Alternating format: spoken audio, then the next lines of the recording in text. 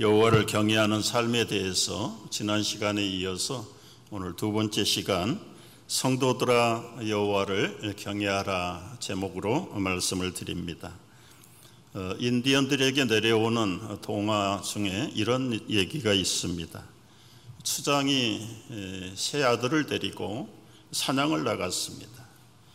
이제 아버지 추장이 나이가 많고 이제 아들들 중에 후계를 세우기 위해서 시험 삼아 나간 사냥입니다. 세 아들을 데리고 큰 아들에게 물었습니다. 아들아, 저 앞에 뭐가 보이느냐? 예, 아주 넓고 파란 하늘에 거대한 나무 한 그루가 서 있습니다. 아버지는 실망을 했고 둘째 아들에게, 둘째야, 내 눈에는 뭐가 보이느냐? 예, 아주 나무가 우람대 거기 새인가 뭔가 한 마리가 앉아 있는 게 보입니다. 아버지가 역시 실망을 했고요. 막내 아들에게 기대를 가지고 물었어요. 막내야, 내 눈에는 뭐가 보이느냐? 예, 커다란 독수리가 보이고 그 독수리의 두 날개가 맞닿는 곳에 하얗게 가슴팍이 보입니다. 오냐, 그 가슴을 향하여 화살을 날려라. 셋째 아들이 아버지의 말씀을 따라 화살을 날리고 독수리의 심장을 꿰뚫었습니다. 누가 아버지를 이어서 추장이 되었을까요? 아버지의 아들이지만 아버지가 원하는 뜻을 얼만큼 정확하게 알고 있는가에 대한 동화입니다. 우리는 하나님을 아버지라 섬기고 우리는 그 아버지의 자녀들입니다. 아버지를 섬긴다는 자녀들이 아버지의 뜻을 얼만큼 알고 있습니까? 사람은 자기가 아는 만큼만 믿고 신뢰하고 따르게 되어 있습니다. 모르는 걸 어떻게 알고 따를 수 있겠습니까? 그래서 믿노라 하는 성도들 가운데도 믿음의 종류가 많이 있지만 세 가지로 정리해 볼 수가 있습니다. 여러분이 하나님을 바라보는 믿음이 어디에 속았는지 한번 검토해 보는 기회도 되면 좋겠어요. 첫째는 현세적인 믿음을 갖는 성도들이 있어요. 이건 주체가 납니다. 나의 성공과 형통을 위해서 하나님을 이용하는 믿음입니다. 그건 엄밀히 말해서 기독교는 아니고 그저 샤머니즘이나 무속신앙에 가까운 믿음이라고 볼 수 있습니다. 두 번째 믿음은 지식적인 믿음이에요. 머리로는 알아요. 성경 압니다. 교리 공부 다 했습니다. 그런데 가슴이 움직이지 않고 인격이 움직이지 않는 믿음은 이거는 지식적인 믿음이고 이런 믿음은 귀신들도 갖고 있는 믿음이다. 예수님 만났을 때 당신이 유일하신 하나님의 아들이신 것을 내가 압니다. 믿습니다. 믿음의 고백도 귀신이 해요. 그러나 여러분, 귀신이 믿고 고백한다고 그게 진정한 믿음이 되겠습니까? 바람직하고 우리가 받아야 될 믿음은 경험적인 믿음입니다. 경험적인 믿음. 하나님의 임재를 체험하고 믿음으로, 때로는 교리적으로 논리적으로 잘 설명할 수는 없는데 도저히 부인하지 못하는 하나님과의 만남의 그 믿음, 그 믿음이 체험적인 믿음이요 경험적인 믿음이 진짜 믿음이라는 것입니다. 여러분, 모세는 120년 동안 하나님을 믿었어요. 그런데 각기 40년 주기로 그 믿음이 달라집니다. D.L. 무디는 이 모세의 120년을 3단계로 재미있게 표현을 했는데, 첫째, 초년기 40년은 I am somebody stage. 자기가 유대인의 노예의 집의 아들로 태어나서 버렸는데 바로 공주의 아들이 됐습니다. 이건 굉장한 믿음이에요. 기도했더니 하나님께서 나일강에서 건져내시고 여러분, 자기가 낳은 아들을 젖 먹이고 돈 받는 엄마가 어디 있습니까? 모세 엄마밖에 없습니다. 공주의 아들이 됐지만 그 공주가 젖이 있습니까? 생모하고 연결해 줘서 요게벳이라고 하는 모세의 생모가 자기가 낳은 아들 모세를 가슴을 물려가면서 젖을 먹이면서 키웠습니다.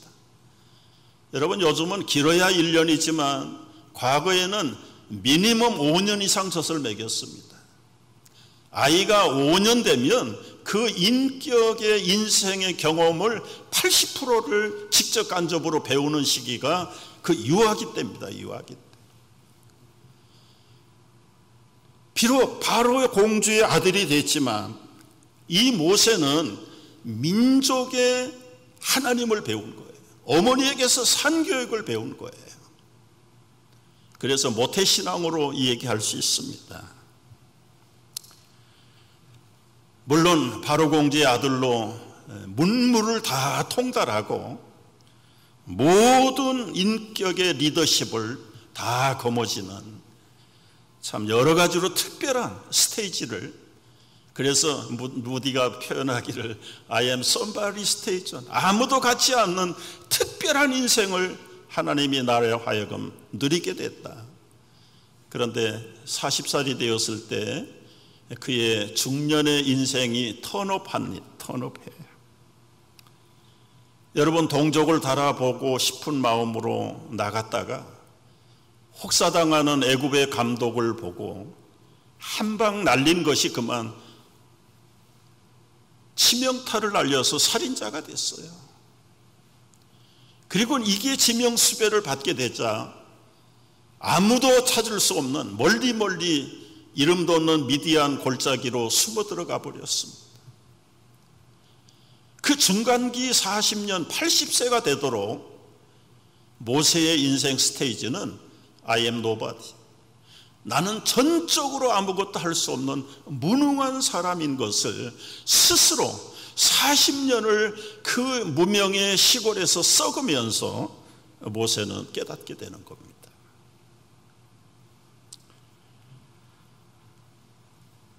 여러분, 최고의 엘리트 리더 훈련을 다 받은 사람이 자기 땅 한 평 없습니다. 양은커녕 염소 새끼 한 마리도 자기 소유가 없습니다. 처가살이 겨우 장인의 양이나 치는 목동도 아니고 나이 80이 되는 목부가 됐어. 목부. 여러분, 사람이 절망과 낮아질 때 그때는 하나님을 만날 기회예요. 자신의 능력을 무능력을 인정하고 철저하게 겸비하고 낮아질 때 그때는 하나님이 준비되시는 기간입니다. 모세의 3기 노년기 시대 어떻게 하나님을 만났습니까? 모세는 하나님의 가시떨기 꺼지지 않는 불꽃 속에 나타난 하나님의 임재를 체험하기 시작합니다. 하나님을 대면했다고 봐야죠. 여러분, 살아계신 하나님이 모양이 없는 분이세요. 형체가 없는 분이세요. 그런데도 말해도 못 알아들으니까 삶을 통해서 80년 동안 이루어지는 네 삶의 구석구석에 되어지는 일들이 그게 어떻게 사람의 힘으로 되어지는 것이겠느냐. 여러분, 8년도 아니고 80년을 살았으면 진짜 하나님을 발견해야 되는데 사람이 미련합니다. 하나님을 알 수가 없어요.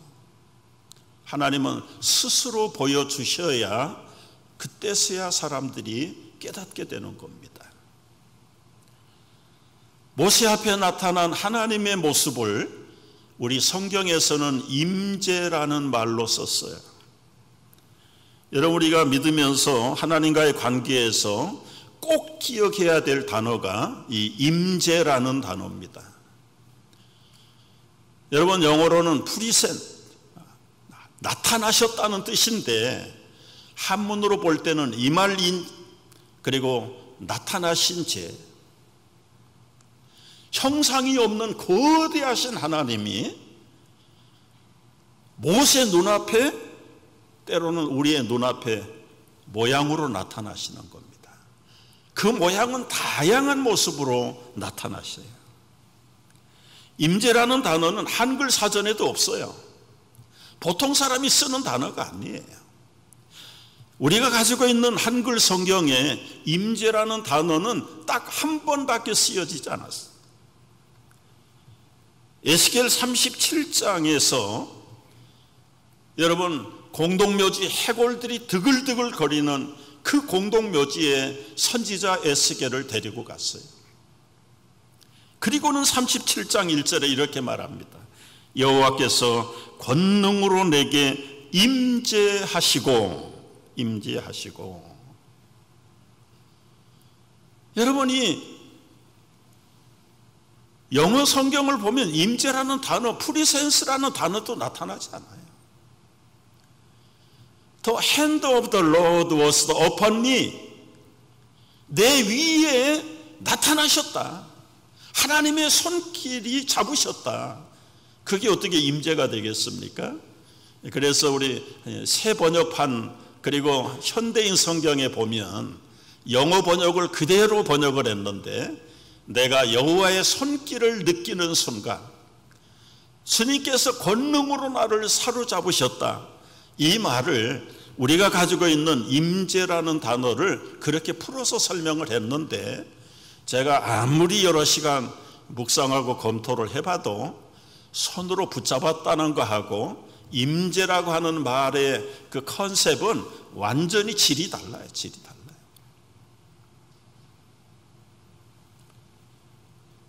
위대하시고 전능하신 거대하신 하나님은 모양이 없어, 형상이 없습니다.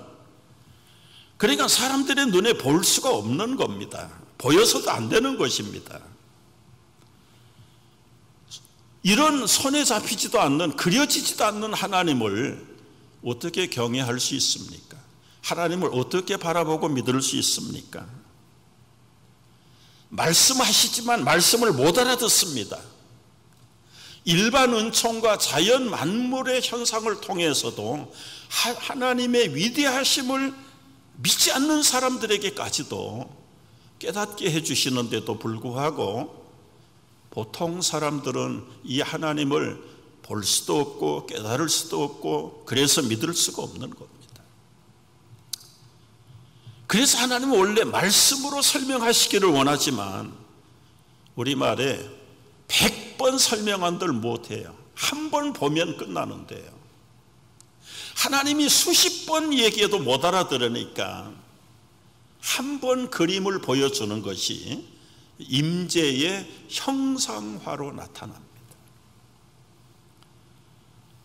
여러분, 임재라는 말이 굉장히 중요하기 때문에 이제 여러분 설명하면서 여러분은 과연 하나님의 임재를 체험해 봤는가? 지금 그걸 여러분이 검토하라고 설명하고 있는 겁니다. 그냥 습관상, 신앙적인 습관상 하나님 앞에 나가고 예배하고 찬송 부르고 성경을 읽는다, 그걸 임재라고 말하기는 어렵습니다. 그러다가 바쁘면 끝나고 치우고 생략하고 더 좋은 일이 생기면 하나님에게서 더 멀리 떠나버리고, 그건 임재를 체험한 사람들의 모습은 아니고 우리의 지식적인 믿음, 때로는 현세적인 믿음을 가지고 하나님을 접근하려고 하는 사람들의 특징입니다. 성경에 나타난, 특별히 구약 성경에 나타난 수많은 선지자들, 우리 믿음의 조상들 다 원래는 우리하고 똑같은 사람들이었어요. 아브람도 여유로운 부자의 삶을 살았습니다. 그런데 하나님이 아브람을 택하셨어요. 아브라함아, 아브라함아, 말씀으로 찾아오셨습니다. 내 아비 친척 본토를 떠나라. 내가 너에게 지시할 땅으로 가라. 그때까지 하나님은 아무런 무슨 임재 현상이 나타나지 않고 그냥 말씀으로. 그런데 아브라함이 위대한 것은 그 말씀으로 들려주시는 하나님의 명령을 순종했다는 겁니다. 여러분, 이 아브라함의 위대성이 바로 거기에 있는 거죠. 무슨 꿈에 나타나거나 환상을 받거나 비전을 보거나 그랬다면 몰라도 아브라함은 순수하게 하나님이 이르시되 말씀하십니다.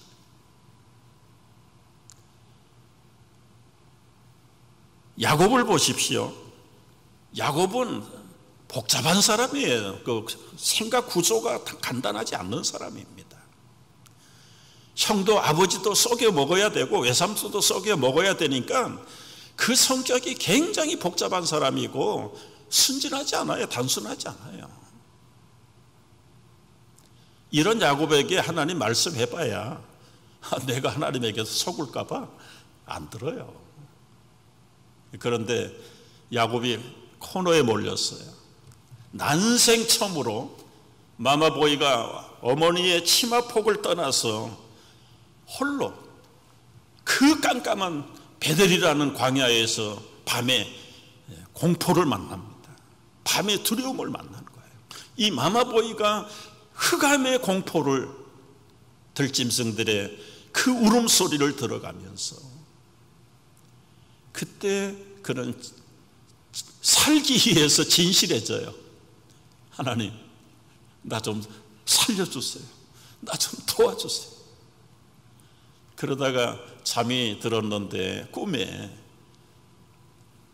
사닥다리가 그리고는 인자가 오르락 내리락.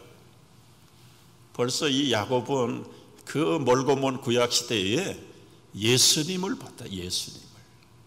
하나님의 인자를 벌써 봐버린 거예요. 그리고 나서도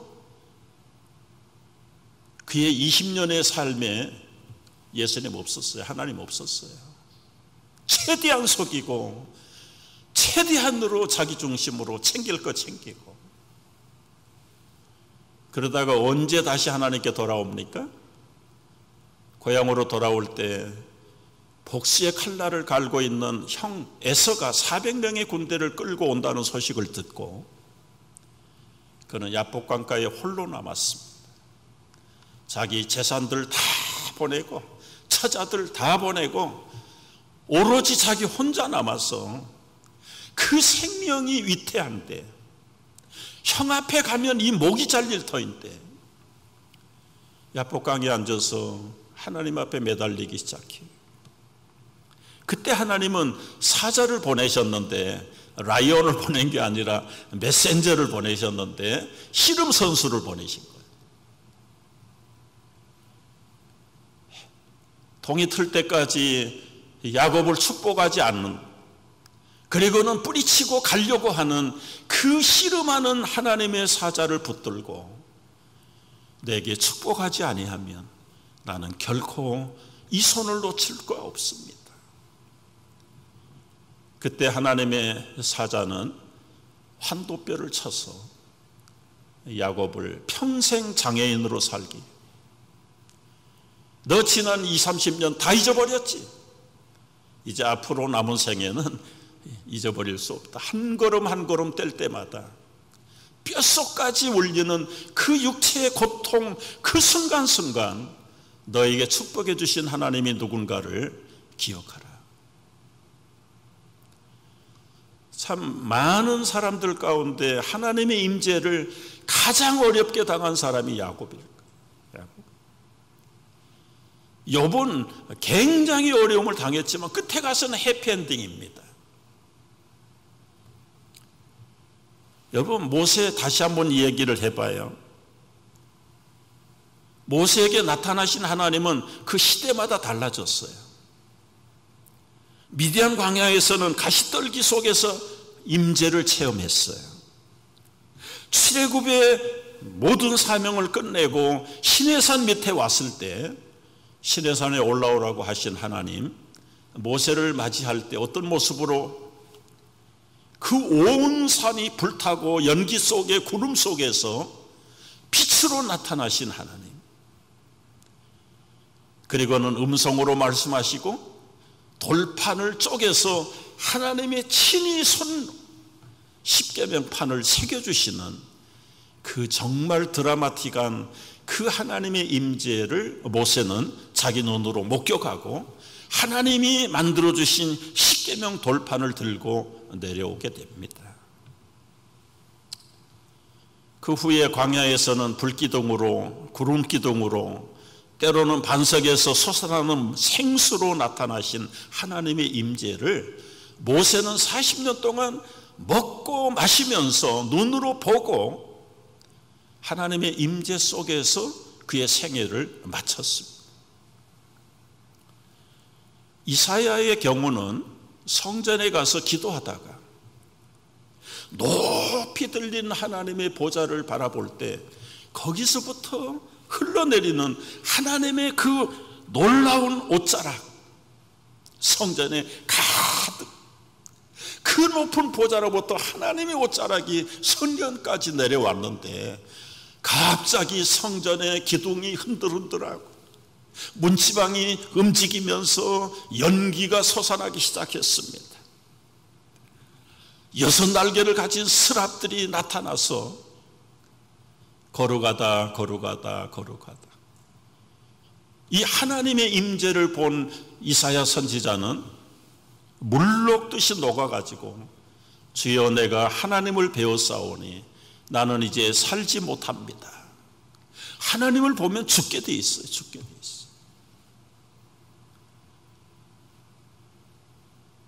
그때 하나님께서 이사야 선지자를 죽이지 않습니다. 천사들이 숯불이 이글거리는 그 핀 숯불을 가져다가 이사야의 입술을 지져요. 이제는 누가 나를 위하여 갈고 오 주여 내가 여기 있사오니 나를 보내소서. 이사야가 만난 하나님의 임재 현장이, 여러분 예레미야 선지자는 말씀으로 나타나셔서 내가 너를 모태에서 짓기 전에 알았다. 배에서 나오기 전에 너를 성별했다. 너를 여러 나라의 선지자로 세웠노라. 주여 나는 어린아이입니다. 말할 줄도 알지 못합니다. 모른다고 하니까 그때 환상을 보여주세요. 살구나무의 환상, 끓는 기름 가마솥, 그 거대한 가마솥이 북에서 남쪽으로 이렇게 기울어졌어요. 말씀을 못 알아들을 때는 환상을 보여주시는 하나님.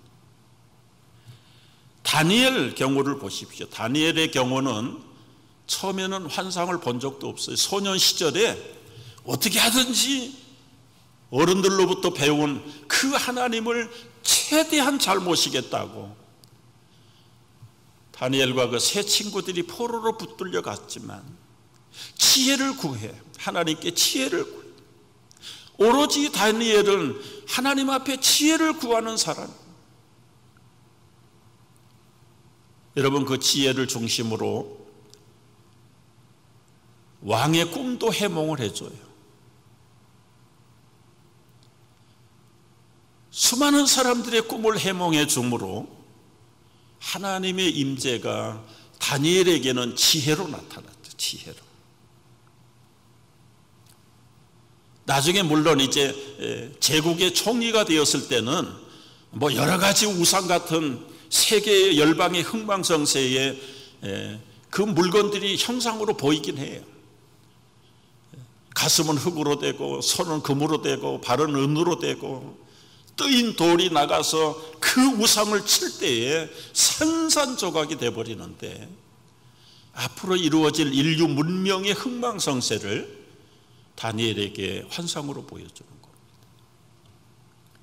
그 외에 호세아, 아모스, 요엘, 요나, 미가, 나움, 하박국 선지자들은 다 여호와의 말씀이 임하니라. 말씀으로. 여러분 이제 여기에서 끝나면 오늘 나도 결국은 하나님의 임재를 환상이든 기적이든 신비한 모습으로 체험적인 하나님을 만나지 않으면 안 되겠구나, 우리가 그런 결론을 내리게 됩니다. 그러나 여러분, 신약시대에 와서는 그렇게 나타나지 않는다고 그랬어요. 신약시대는 예수님이 오신 시대를부터 신약시대라고 그래요. 우리도 지금 예수님 오신 이후에 신약시대에 살고 있는 성도들이에요. 그럼 오늘 내가 살고 있는 이 신약 성도로서 하나님을 어떻게 체험해야 하는가, 이 문제를 부딪히면, 그래, 나도 구약의 우리 선지자들처럼 족장들처럼 하나님을 만나야 돼. 꿈을 꾸든지 신령한 환상을 보든지 영음을 듣든지 뭐 이상한, 하여튼 징조가 나타나는 어떤 체험적인 만남이 있어야 된다. 그래서 40-50년 전에 한국교회 성도들은 이 하나님 만나려고요, 철야기도, 산기도, 금식기도, 뭐 방언기도 얼마나 열심히 하나님 앞에 부르짖고 간구했는지 몰라요.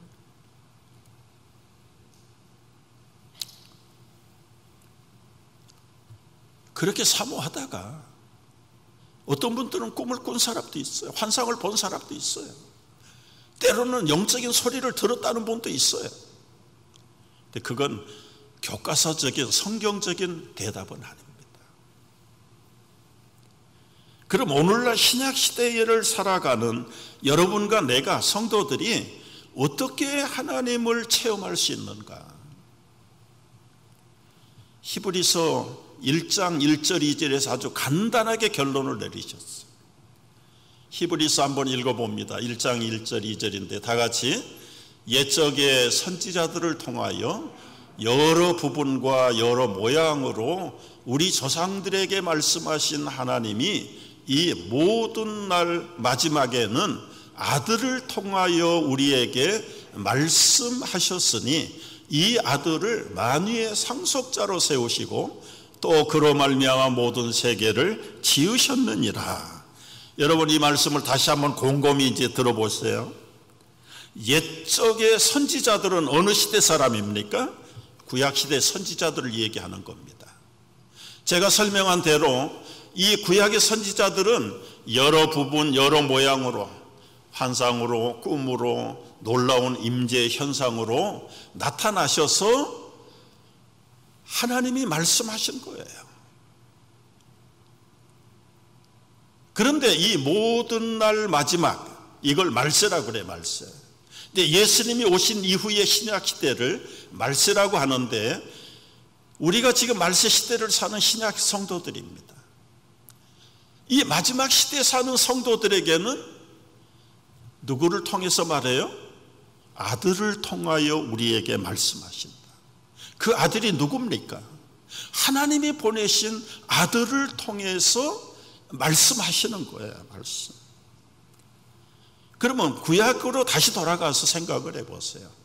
환상이다, 비전이다, 뭐 여러 가지 신비한 현상을 통해서 하나님을 만났지만, 하나님을 만난 선지자들의 결론이 뭡니까? 하나님의 메시지를, 말씀을 전달받는 거예요. 그런데 신약의 성도들은 아들을 통해서 말씀하시는데, 그 아들 예수 그리스도에 관한 말씀이 1차적으로는 사복음서, 마태, 마가, 누가, 요한, 예수님이 살아계실 때 하셨던 말씀들을 모아놓은 거예요. 그리고 나머지 사도행전, 로마서부터 요한계시록까지는 죽으시고 부활하셔서 승천하신 예수님이 모든 사도들에게 말씀하신 겁니다. 말씀하신 것. 그러니까 신약은 비전이 아니에요. 환상이 아니고 어떤 임재의 특이한 방법이 아니라 살아계신 예수님의 입으로 하신 말씀, 부활 승천하셔서 성령으로 하신 말씀의 기록이 신약성경. 물론 바울 같은 경우, 베드로 같은 경우는 환상을 보기도 했어요. 바울이 다메섹 거리에 예수 믿는 사람들을 핍박하고 죽이려고 가다가 음성이 들렸죠. 사울아, 사울아, 왜 네가 나를 핍박하느냐? 주여, 누구십니까? 나는 네가 핍박하는 예수니라. 이 음성을 들은 사울이 물녹듯이 녹아져 가지고 3일 동안 보지도 못하고 일어나지도 못하고 먹지도 못하고 그야말로 초죽음이 됐습니다. 초죽음. 아나니아 선지자를 보내서 예수가 복음의 주인이고 율법의 완성자라는 사실을 하나하나 가르쳤어요. 그리고 예수를 죽이려던 사울이 변해서 그의 나머지 23년의 남은 생을 자기가 죽이려고 했던 예수를 증인으로 180도가 달라져.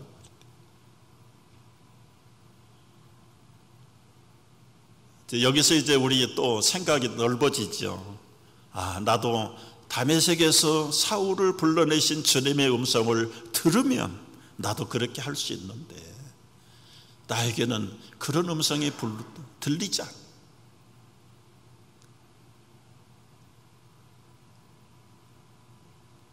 여러분, 우리 어려서 말을 안 들으면 어른들이 하는 말이에요. 너 좋은 말로 할 때 들을래? 매 맞고 들을래? 여러분, 어느 걸 선택하시겠습니까? 기합받고 매 맞고 혼찌금 나서 결국은 말 들을 겁니까?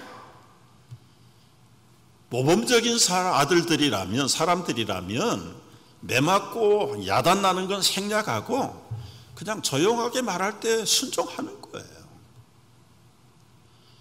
그런데 우리들은 꼭 매를 맞고 꿈을 꾸고 환상을 보고 가히 눌리고 그냥 여기저기서 터지고 무너지고 그런 걸 통해서 말씀 듣기를 원하십니까? 아니면 고요한 가운데도 이미 기록된 말씀을 복잡하게 할까 봐 문자로 기록을 해 주신 이 말씀이 예수님에 대한 증거의 말씀이고 이 말이 곧 영이고 생명이고 예수님이다. 예수님. 나는 태초부터 말씀으로 계셨다.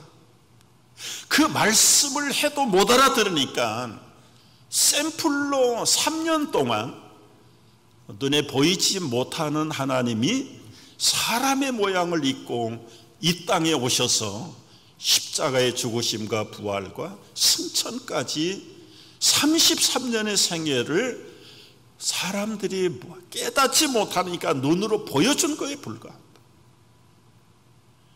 그러나 너희가 이것을 보지 않고 믿는 자가 복되다 말씀하신 그 예수님의 그 말씀, 문자로 기록되었던 이 말씀이 이제는 누굽니까? 태초부터 계시는 예수님이고 그 예수님이 곧 하나님이시다. 하나님. 자, 이제 정리를 해야 됩니다. 여러분, 나는 과연 하나님을 어떻게 경외할까? 오늘 이게 설교의 핵심이고 결론이에요. 오늘 시편 34편 11절 말씀 보세요. 다 같이 읽어봅니다. 너희 자녀들아 와서 내 말을 들으라. 내가 여호와를 경외하는 법을 너희에게 가르치리로다. 젊은 사자는 궁핍하여 줄일지라도 여호와를 찾는 자는 모든 좋은 것에 부족함이 없으리로다. 없으리로다. 여러분, 무엇입니까? 하나님 말씀을 들으면, 순종하면 그게 하나님 경외하는 거다. 경외하는 거. 여러분, 귀로 듣는 게 아닙니다. 우리의 인격 전부를 쏟아서 하나님을 하나님으로 경외하고 대접하는 것이에요. 경외하는 자들의 축복을 말씀하셨습니다. 수백 가지라고 했는데 오늘 두세 가지만 말씀하고 넘어가겠어요. 첫째는 부족함이 없는 삶을 주십니다. 9절에서 말씀하잖아. 9절에서 성도들아 여호와를 경외하라. 그를 경외하는 자에게는 부족함이 없도다. 젊은 사자가 여러분 사냥감을 못 잡을 리가 없어요. 늙은 사자는 기동력도 떨어지고 발톱도 약해지고 이빨도 약해져서 사냥감을 못 잡을 수도 있지만 젊은 사자가 사냥감을 못 잡는다는 건 말이 안 되는 소리예요. 그래도 혹시 그런 젊은 사자가 궁핍에서 굶주리는 한이 있어도 여호와를 찾고 경외하는 자에게는 좋은 것, 부족함이 없도록 주시겠다고 약속하셨습니다. 이 약속은 완벽한 약속이에요. 지혜면 지혜, 건강이면 건강, 물질이면 물질, 그리고는 환경의 인도의 변화라면 인도의 변화, 삶의 풍성함, 무엇보다도 여러분 이런 것에 우리의 모든 관심이 있는 것보다 이 땅에서 육신이 죽을까 봐 두려워 떱니까? 그런 자들에게 영원한 생명, 당신의 육신의 죽음과 부활을 통해서 우리에게 영원히 죽지 않는 영생의 삶을 주신 그 완벽하신 하나님의 축복이 이 말씀 안에 있다는 거예요. 살아서 사랑, 죽어서 구원, 묻혀서 내 죄를 담당하사 부활로 우리를 구하신 예수, 다시 오시리 영광의 그날. 이 찬송을 하면 얼마나 영광스러운지 몰라요. 여러분 육신의 죽음을 두려워하지 않는 자가 없어요. 다 두려워해요. 그러나 두려울 거 아니에요. 가사 임재 체험을 한 사람들 들어보셨잖아요. 깨어나는 게 슬퍼요. 천국을 보고 깨어나는 게 얼마나 슬픈지, 얼마나 억울한지 몰라요. 우리에게 온전하고 부족함이 없는 복은 이 땅에서 잘 먹고 건강하고 그래봐야 100년 안짝이에요. 그 후에는 어디로 갈 겁니까? 영원한 천국의 생명까지를 완벽하게 축복해 주시는데 누구에게? 여호와를 경외하는 자들에게. 그 경외는 어떻게 한다? 예수님의 말씀을 그대로 듣는 자들, 순종하는 자들. 그런 사람들에게 오늘 읽어보십시오.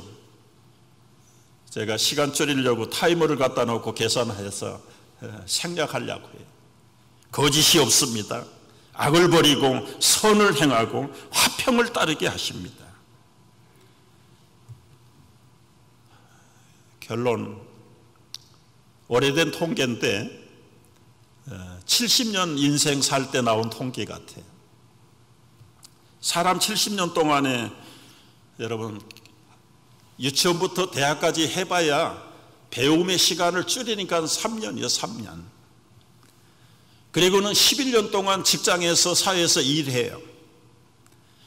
6년 먹는 데 시간 보내고 5년 반은 세탁하고 옷 입고 옷 벗고 옷 손질하고 8년은 오락 취미 생활하고 3년 독서하고 3년 대화하고 24년을 잠에 침대에서 지내고 하나님을 경외하고 예배하는 시간은 고작 6개월이에요. 6개월. 다 이렇게 시간을 모아보니까. 여러분 우리가 하나님을 경외한다는 것이 저는 이 통계를 읽으면서 그런 생각을 해요. 일하면서 공부하면서 밥 먹으면서 노락 취미생활 하면서도 심지어 잠을 자면서도 하나님을 경외하는 사람이 된다면 6개월 가지고는 어림도 없죠. 어림도 없습니다. 여러분 하나님 경외하는 예배 시간을 따로 떼고 그리고는 일하고 밥 먹고 놀러 다니는 시간 따로 있고 그렇습니까? 하나님을 경외하는 사람은 살아서 호흡이 멎는 날까지 의식 속에 가슴 속에 삶 속에 오로지 하나님만을 바라보는 사람. 먹든지 마시든지 일하든지 놀러 가든지 공부를 하든지 고민을 할 때에도 잠잘 때에도 하나님을 경외하는 사람은 그 뇌세포로부터 시작해서 모든 골수의 영혼까지 하나님의 말씀으로 가득 찬 사람들. 여러분, 제가 꼭 하고 싶은 얘기가 있어서 해요. 우리 어머니 아버지 시대에 교회를 채우는 분들은 다 어머니 아버지들이었어요. 새벽기도, 철야기도, 금식기도 그 하는 분들은 다 권사님들이에요. 우리 어머니들이었어요.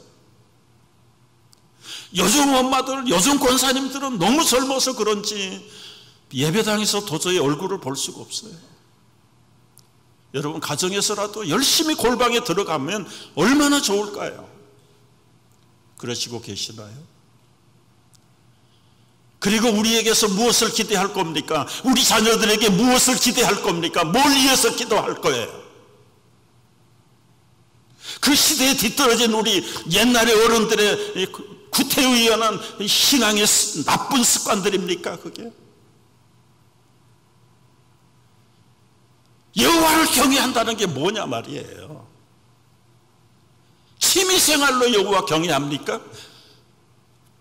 저주받을까봐, 복 못 받을까봐 여호와 겨우 가서 일주일에 한 번 얼굴이나 도장 찍고 나오는 겁니까?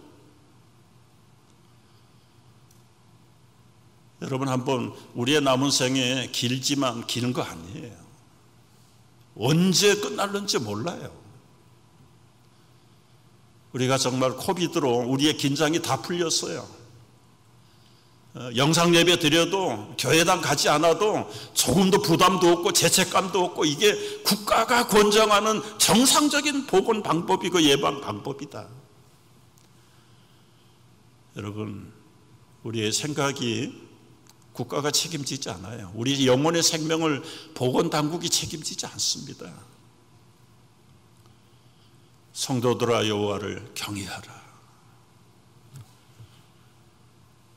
어떻게 해요? 내 말을 들으라. 내 자녀들아, 와서 내 말을 들으라. 어디로 오라는 얘기입니까? 하나님의 보좌 앞으로 오라는 거예요. 여러분, 가정에 기도의 굴방이 있습니까? 근데 가정에서 해보면 안 된다고 그래. 안 된다고. 안 되면 교회당 나오세요.